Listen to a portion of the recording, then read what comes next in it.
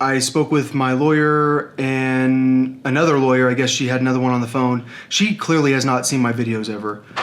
So maybe I need to make her aware of my videos. I don't know. I feel uncomfortable about it because of what I've said about Israel, and I don't want to talk to her about that. And if she doesn't know about it, then I don't want to tell her about it.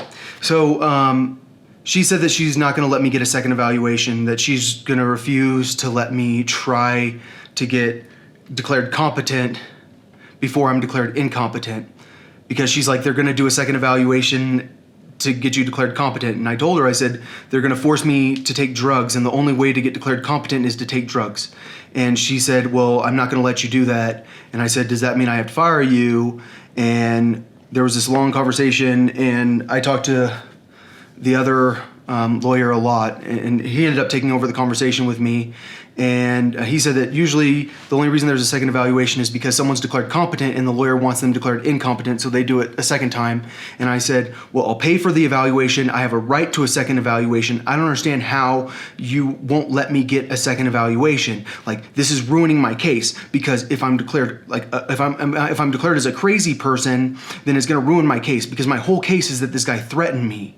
And I can prove that there's a reason he threatened me, because I was contacting the media. I started contacting the media about the Austin Bomber's confession, and also about about catching the NSA hackers, and about the intimidation. And I can prove it. I have names I can give you. And I gave him names, and he said that he usually, when someone's incompetent, it's because they can't talk to their lawyer at all. He said he has a client who is in a murder case right now, or that is facing murder charges, that was declared incompetent, and then the psychiatrist finally declared them competent later, and they came back to him, and they can't remember anything they've ever said. Like, so every time he talks to this person doesn't remember meeting him, and that's why they're incompetent. And he's like, I don't understand why you were declared incompetent. And I said, I don't understand either. That's why I want to get my own independent evaluator. I'll pay for it myself. I'll sell all my stuff to get an independent evaluator. Like, just let me get declared competent so that I can have my court case, because my court case is a slam dunk. Like, clearly I didn't meet the definition of felony menacing, and I have an explanation for why this guy would threaten me. And so he said he's got to get approval from his superiors. And I said, well, let's talk on Thursday. And I mean, he didn't understand why it would matter if the police destroyed body cam footage. Because, like, what happened is the police had me in custody, and this guy kept threatening to hurt me as I was trying to tell him my boss's name. And he's a retired DEA agent, so he would know about the drug lab. Like, he knows all about what's going on in Colorado Springs. And he's faking like he doesn't. And this conversation's that suspicious. I wanted to hear it.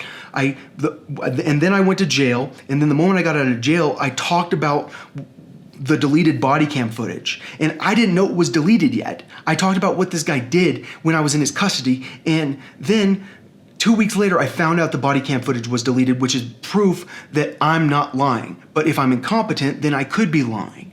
So, it's like I told him, I was like, my understanding is that your lawyer's not allowed to try to hurt you, and it sounds like you guys are trying to hurt my case. Like that, I don't understand how you can do that. And he, I don't know. He seemed like by the end of it, he almost was thinking that he's going to let me do a second evaluation, which my legal right is to have a second evaluation. And that's my legal right. And apparently he doesn't think I should have legal rights, but I don't understand. Like, the lawyer, who's very Jewish, she very didn't agree that I should have a second evaluation. She's against that.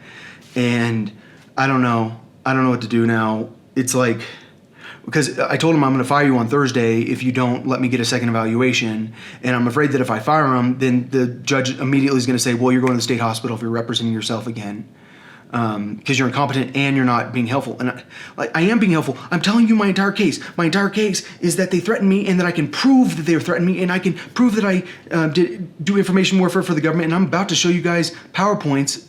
I asked my friend for them. I will show you guys PowerPoints on information warfare pretty soon. I'm gonna make a video about it because he took the same class as me, and so. I'll show you guys proof that, like, the reason I say crazy stuff online is because I'm doing my job.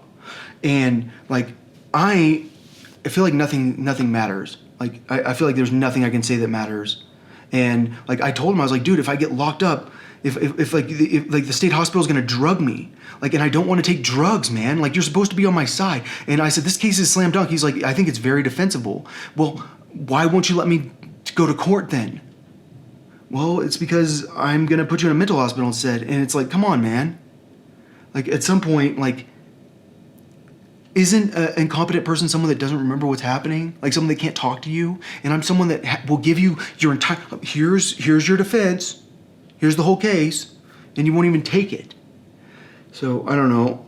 I'm nervous. Like, Friday could be a very bad day for me.